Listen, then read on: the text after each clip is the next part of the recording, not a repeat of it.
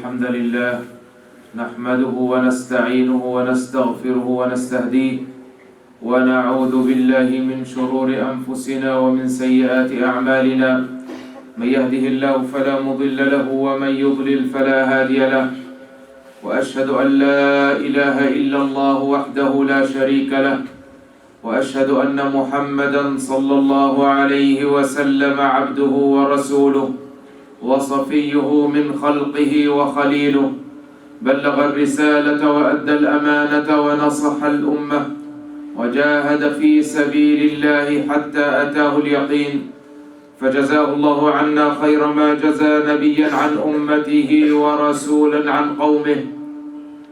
اللهم أحينا على سنته وأمتنا على ملته واحشرنا في زمرته. اللهم وأوردنا حوضه ولا تحرمنا شفاعته. اللهم كما آمنا به ولم نره فلا تفرق بيننا وبينه حتى تدخلنا مدخله. ثم أما بعد، عباد الله، فإن أصدق الحديث كلام الله، وخير الهدي هدي رسول الله، وشر الأمور محدثاتها، وكل محدثة بدعة، وكل بدعة ضلالة، وكل ضلالة في النار. وما قل وكفى خير مما كثر وألهى، وإنما توعدون لآت وما أنتم بمعجزين. أعوذ بالله من الشيطان الرجيم. يا أيها الناس اتقوا ربكم الذي خلقكم من نفس واحدة وخلق منها زوجها وبث منهما رجالا كثيرا ونساء، واتقوا الله الذي تساءلون به والأرحام إن الله كان عليكم رقيبا. يا أيها الناس اتقوا ربكم إن زلزلة الساعة شيء عظيم، يوم ترونها تذهل كل مرضعة عما أرضعت وتضع كل ذات حمل حملها، وترى الناس سكارى وما هم بسكارى ولكن عذاب الله شديد. يا أيها الناس اتقوا ربكم واخشوا يوما لا يجزي والد عن ولده ولا مولود هو جاز عن والده شيئا، إن وعد الله حق، فلا تغرنكم الحياة الدنيا ولا يغرنكم بالله الغرور. يا أيها الناس إن وعد الله حق، فلا تغرنكم الحياة الدنيا ولا يغرنكم بالله الغرور.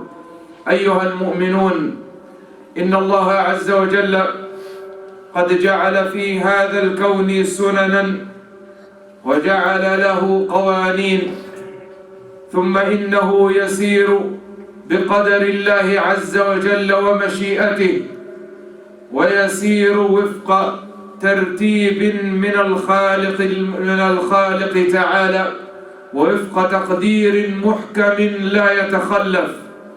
كل هذا الكون إنما هو مسخر مسير بيد الله تعالى، لا تحدث حادثة ولا تشرد شاردة ولا ترد واردة إلا بقدر من الله تعالى، ووفق حكمة إلهية لا يعلمها إلا الخالق القدير سبحانه. إن الله عز وجل يرسل الآيات تلو الآيات ليتعظ الناس ويردون أنفسهم، ليتعظ الناس ويرجعوا إلى الله تعالى خالقهم، ليتعظ الناس ويعودوا إلى الله سبحانه. نرى من الآيات العظيمات آيات كثيرة، مطر ونبات وبحار تزخر ونجوم تزهر، آيات في الأرض وفي السماوات، منها ما نراه كل يوم، ومنها ما نمر عليه ونحن عنه معرضون، ومنها ما يأتي فجأة فيهز الأرض هزا ويمس القلوب مسا كي يعود الناس إلى الله تعالى، وما نرسل بالآيات إلا تخويفا. الله عز وجل أخبرنا أن الأمم كانت قبلنا تأتي إليهم الآيات ويأخذهم الله عز وجل بالبأساء والضراء لعلهم يتضرعون. ولقد أخذنا آل فرعون بالسنين ونقص من الثمرات لعلهم يذكرون. ظهر الفساد في البر والبحر بما كسبت أيدي الناس ليذيقهم بعض الذي عملوا لعلهم يرجعون. فإن المؤمن حين يرى آية من آيات الله الكونية أو حين يرى كارثة من هذه الكوارث الطبيعية أو حين يرى قدرة من قدر الله التي لا يعجزها شيء في هذه الأرض، حين يرى ذلك فإنه يراه لا كما يراه غيره، إنه يرى ذلك فيستشعر قدرة الله تعالى ويزداد إيمانه في خالقه.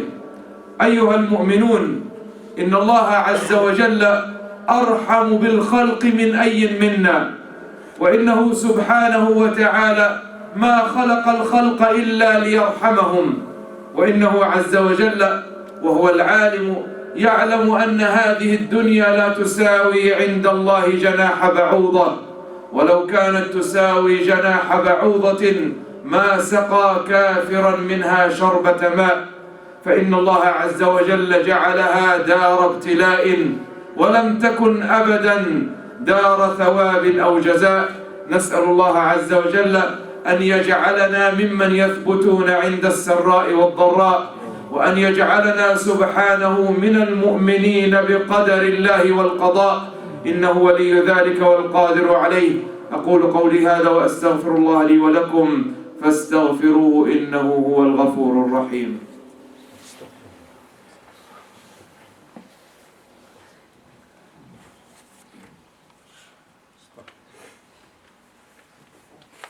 الحمد لله وحده والصلاة والسلام على من لا نبي بعده. Now, after a few days or more than a week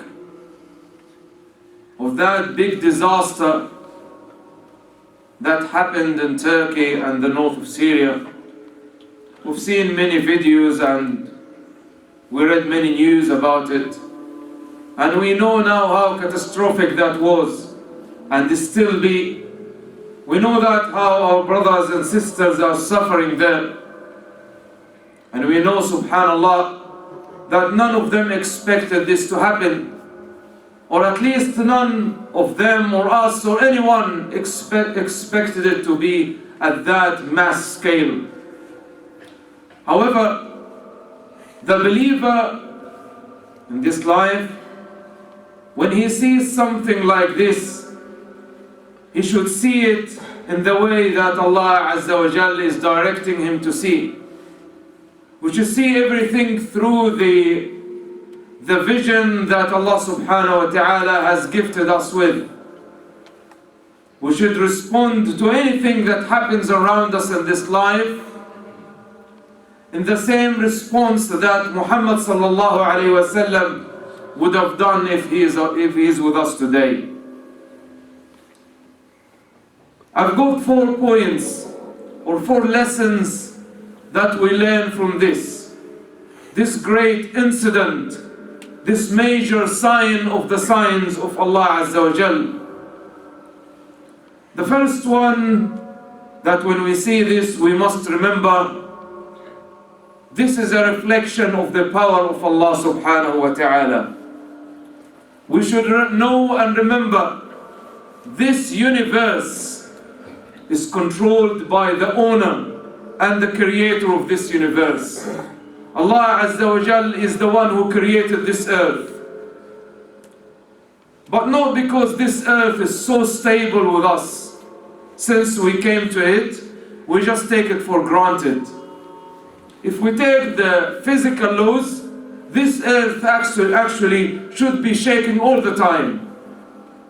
But it is the mercy of Allah Azza wa Jal, الَّذِي جَعَلَ لَكُمُ الْأَرْضَ ذَلُولًا, the one who made this earth so obedient and so stable, despite the speed of the movement of this earth, despite the high temperature inside this earth is still suitable for us to live on. It is the mercy of Allah subhanahu wa ta'ala. This earth is created and is still owned by Allah Azza wa Jal, who looks after it. And nothing happens on this earth without the permission and without the power of Allah Azza wa Jal. We also should know that Allah subhanahu wa ta'ala is more merciful towards His servants than any of us. Allah is the one who created all of us. And Allah subhanahu wa ta'ala created us in order to show us mercy. We can't be more merciful with these children or other people who are suffering more than their Creator Azza wa Jal. Allah subhanahu wa ta'ala knows more than any of us this is mercy for them. How? We don't know. We can take an example from the story of Musa and Al-Khidr that we read in Surah Al-Kahf every week. Things happen in this life, but they have mercy inside them. But not everyone is aware of that. We have limited understanding. We have limited sight. We have limited knowledge. We are weak beings. We are created by our Lord subhanahu wa ta'ala in order to do certain roles in this life. But it's not of our roles to control this earth. It's not one of our responsibilities to be merciful to be more merciful than the Creator subhanahu wa ta'ala. It is not within our capacity to question the Creator of this universe subhanahu wa ta'ala. Allah Azza wa Jal is the one who decrees and is the one who controls and is the one who is showing us His full power when He subhanahu wa ta'ala wants to show us. We also need to remember that through this Allah is reminding us this dunya, this life is the time of test. We must understand these incidents in the right context of this dunya. This life is made, is created, is designed, is only here for one reason, that is to test us. الَّذِي خَلَقَ الْمَوْتَ وَالْحَيَاةَ لِيَبْلُوَكُمْ. This life that includes al-maut, death, and al-hayah, life, is the dwelling of test. We are here to be tested. We are not in this life to enjoy.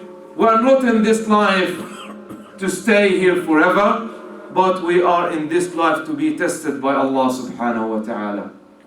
Anything happens is a test for everyone. It's a test for those who were affected directly by it, and it's a test for us too. How do they respond to it? And how do we respond to it? Sometimes people who are inside the calamity pass the test and succeed in that test, while those who are in the safety or the security or outside the calamity fail the test because they don't respond in the correct way. Many people today, we hear it from time to time, and people are sharing that on the media and others. People are saying that this is a punishment of Allah. Allah is punishing those people for the sins that they committed. And is this the right response that Allah subhanahu wa ta'ala wants us to think with? When we see something like that, my brothers and sisters, we need to remember, as I said, and I keep stressing on this life is a test. And we must see everything within that context. It's a test for everyone.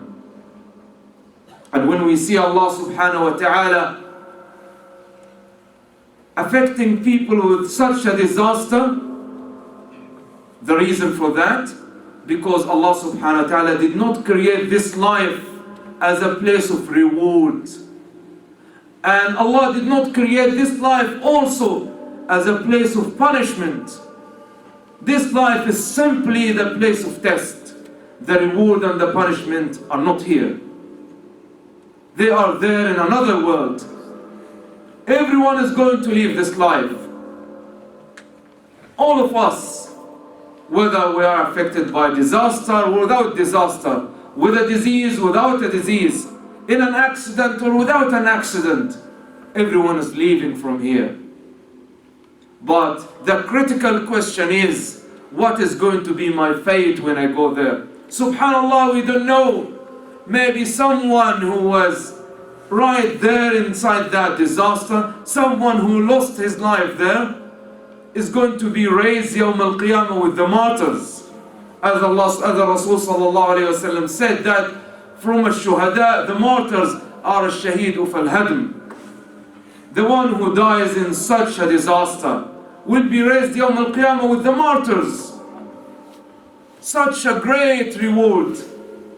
And in another hadith, Rasul sallallahu alayhi wa sallam said that those who go through calamities in this life, and then come Yawm al-Qiyamah to discover the reward they are gaining because of this, they would wish to come back to go through a calamity that was even harder than this. And in another hadith, Rasul sallallahu alayhi wa sallam said that those who don't go through calamities in this life, when they go Yawm al-Qiyamah and see others who are afflicted by calamities and suffering in this dunya, they will wish to go back and to experience the same, because of the reward that Allah subhanahu wa ta'ala prepares for them. Who knows? Probably someone who dies in such a way is going to be raised Yawm al-Qiyamah with no sins on their shoulders. Is going to meet Allah subhanahu wa ta'ala with huge reward from Allah Azza wa Jalla Yawm al-Qiyamah. We don't know. Possibly someone that Allah subhanahu wa ta'ala wrote for him to go through this in a form of injury or big loss, that is going to be their only reason to go to Al-Jannah and to be in the high rank with the prophets and the martyrs. We see it as a disaster, we see it as a loss, but we are looking at the small picture of this life. We're looking at that small corner right there, far away in the full picture of existence. And then we see, that's very sad. This is disastrous. That's a great loss. But we don't see the rest of their existence. We don't see how Allah subhanahu wa ta'ala receives them when they actually depart from this life. And they are being received by the angels, giving them the good news of the forgiveness of Allah subhanahu wa ta'ala. My brothers and sisters, the second point I would like to raise today, that actions take priority over speech. And instead of sharing videos and watching a lot of news and looking at the pictures, we need to do the people of action. We need to be the people of actions. Allah Azza wa Jal says in Surah As-Saff, Ya ayyuha alladhina amanu lima taquluna ma la taf'alun. Oh, you believe, why you say something that you don't do? Kabura maqtan 'inda Allahi an taqulu ma la taf'alun. It is something that is extremely hated by Allah Azza wa Jal, that you say something that you don't do. We must be the people of response. We must be the people of positivity. How are we going to interact with something like that? Number one, I'm going to say, is the dua. Remember your brothers and sisters and other people there.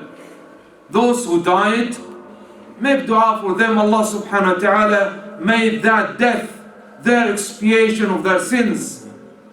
Make dua to Allah Azza wa Jal sincerely, that Allah subhanahu wa ta'ala make that death their reason to attain the pleasure of Allah Azza wa Jal. And may Allah subhanahu wa ta'ala forgive their shortcomings. And may Allah subhanahu wa ta'ala, because of La ilaha illallah, accept them and overlook the faults and sins and mistakes. Also, we make dua for those who are still alive, those who lost their homes, their children, their families. We make sincere dua that Allah subhanahu wa ta'ala make it easy for them. This is a struggle not of a week or a month or a year. These people will be struggling for the coming few years. And they really need our dua. Allah Azza wa Jal, the controller of this earth, He's the only one can bring them out of this. We need really to remember them. It's as if we're making dua for our relatives, our parents, our children, the people that are close to us. And this shows the unity of this ummah of La ilaha illallah. Second, of course, that many people say that our donations and our contributions, we need to pay money to this. They say, the people who work in this field, they say we better pay money than donating our used clothes. People get like unwanted jackets and trousers and old socks and they put it back and send it there, thinking that we are helping. It costs sometimes more to ship the stuff to there than the value of these used items. We need to donate our wealth, our money. We need to empty our pockets and send that through, mashallah, there are a lot of trustworthy charities and people that we know. They're around us and we know them. Everyone can find out. We need to know exactly how to send our donations to them. They are in need of that. Imagine, my brothers and sisters, that in 1 second or in a few minutes that you lost everything. The people, they need our donations. They do need that. And this is something, as I said earlier, is not something that we do it just to react and then we forget about it. This something will continue. It will continue for some time. We need to plan ahead. How are we going to be part of that for some time? We may think about our income and how much we can take from that for people there who can't find something to eat, who can't find something to wear. They have no shelter. How are we going to contribute for the coming months or the coming years? People say, but the prices are right. The prices of the living cost is rising. And the solution to that is to donate for the sake of Allah subhanahu wa ta'ala. Allah will increase the barakah in our income. Allah subhanahu wa ta'ala will protect us and our families from such disasters by showing Allah subhanahu wa ta'ala our gratitude when we use what Allah has given us in order to show mercy to the servants of Allah Azza wa Jal. And of course that, as many scholars said, that you can pay your zakah even earlier because there's a great need right now. Many people, they used to pay their zakah in Ramadan. Ramadan is coming in a few weeks. You can work it out now and pay it from now, beforehand. And this is the time of the need. We ask Allah Azza wa Jal to accept from everyone. Number 3 of the actions that we can do, that we must encourage each other to do the same. وَالْعَصْرِ إِنَّ الْإِنسَانَ لَفِي خُسْرٍ إِلَّا الَّذِينَ آمَنُوا وَعَمِلُوا الصَّالِحَاتِ وَتَوَاصَوْا بِالْحَقِّ وَتَوَاصَوْا بِالصَّبْرِ. Al-amr bil-ma'roof. When we hear the word amr bil-ma'roof, by the way, amr bil-ma'roof and nahy al-munkar, we always think about forbidding evil. We always think about forbidding evil. But we rarely remember enjoining good. Tawasaw bil-haqq. Spread the word. Encourage others. And even when you encourage others, in this way you motivate yourself as well. Encourage your family members, your friends, your neighbors, the people you see. Encourage them by your speech, by your actions, in any way you like. Then Allah Azza wa Jal gives you the reward of your actions and the reward of anyone who follows your footsteps and anyone who listens to your advice. Number 3, or the third lesson that we learn from this, that Allah subhanahu wa ta'ala has rules in this life. There is a man, his name is Aydin Dorson. I'm not sure if I pronounce it correct. He's a Turkish man. He's a developer and a builder. This man, I read about him, he built more than 1,000 buildings in the 90s. It's about 30 years ago. In the area that's affected by the earthquake. And none of those buildings got affected. More than 1,000 buildings, they're all still there. None of them was destroyed. While all the buildings around them, they are all demolished. This shows that this size of the disaster happened because of the bad work of the builders. That earthquake that killed so many people because the buildings were not made correctly. And the evidence is there are buildings there, more than 1,000 in the same area, made over 30 years ago, and they're still there. What to learn from this? We need to learn that Allah Azza wa Jal has rules in this life. You do something correct, you avoid something bad. Yes, qadr of Allah is going to happen. ما أصابك لم يكن ليخطئك. What's written for you is going to happen to you. But Allah subhanahu wa ta'ala also directed us to take the reasons. So sometimes we get fed up with the regulations of fire exits, of alarms, or these kinds of things. Sometimes we get fed up with these regulations. We say they are complex or they're just too much. But subhanallah, these are the rules of life. You do something correct, then you avoid something bad. And also, you can also relate that to the training that the rescue people had, or the capacity in the hospitals, the paramedics. All of that would have helped to decrease the number of casualties. And we really need to learn from this. We have to do things in the right way in order to avoid something that can be avoided. Number 4, last thing for today, which is the most important of them. My brothers and sisters, death comes suddenly. Death comes suddenly. There are people who are just like us, who are sitting there in their homes. Maybe someone is eating, watching TV, someone is in the toilet, someone is asleep, and in a minute, everything went. The angel of death was there, and no one realized. None of them thought that the next minute is going to be my last minute in this life. What we learn from this, we must repent to Allah subhanahu wa ta'ala.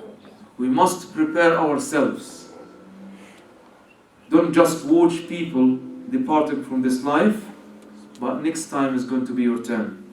How many times the angel of death passed by you without you realizing, in order to take someone else's soul? But the time will come very soon when it's going to come from other people in order to take our souls. And that is not going to be far. That's very soon. اقتربت الساعة اقترب للناس حسابهم أتى أمر الله is very close to us. يقول النبي صلى الله عليه وسلم الموت أقرب إلى أحدكم من شراك نعله. Death is nearer to any of you than his shoelaces. It's just one step and you are not in this life. We also learn that this life is so worthless. Imagine, my brothers and sisters, someone spent years and years in order to build a house, and years in order to find a good wife, and then to have children, and to raise them up. And he was busy, occupied, thinking and concerned about their future, about how to save for them, about their education, and so on and so forth. And in a minute, everything went. The home is not there, the wife is not there, the children are not there, all the savings are not there. Everything is gone. And this to show us that this life, wallah, is so worthless. As the Rasul sallallahu alaihi wasallam said, لو كانت الدنيا تساوي عند الله جناح بعوضة ما سقى كافر منها شربة ماء. If this life was equivalent to a wing of a mosquito, Allah wouldn't have given to a kafir a sip of water from it. But this dunya entirely is not even equivalent to a wing of a mosquito. It can go very quickly. What really matters is what we save for our life, our real life. يقول الله عز وجل in سورة الفجر كلا إذا دكت الأرض دكا دكا وجاء ربك والملك صفا صفا وجيء يومئذ بجهنم. That is the true earthquake, when the entire earth will be shaken, when all these mountains will come down. يومئذ يتذكر الإنسان, then man will remember.